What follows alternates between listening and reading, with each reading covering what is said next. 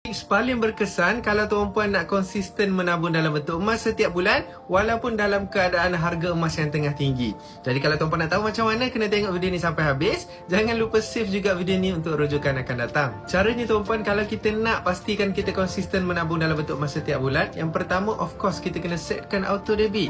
Terus setkan dalam minda kita tuan-puan untuk kita alihkan secara konsisten RM200-300 setiap bulan kepada bentuk emas. Melalui akaun Masgap Public Gold sekarang ni tuan-puan, kita boleh setkan auto debit. Kita boleh tetapkan berapa amount yang kita nak tetapkan ikut bajet tuan-puan masing-masing. Suggestion saya minimum RM200 dan ke atas supaya tuan-puan layak untuk join lucky draw yang Public Gold buat setiap bulan, berpeluang menang emas 10 gram bernilai lebih RM4,000 pada hari ini.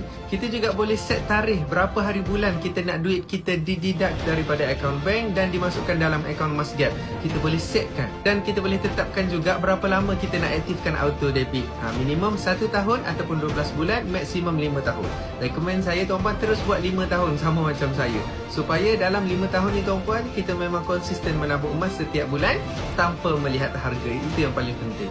Okay, jadi tuan-puan yang belum setkan auto debit, belum aktifkan auto debit, lepas tengok video saya ni, terus aktifkan auto debit. Rujuk introducer tuan-puan yang kenalkan tuan-puan dengan Public Gold. Okay, jadi perkongsian santai tapi sampai. Teruskan follow saya.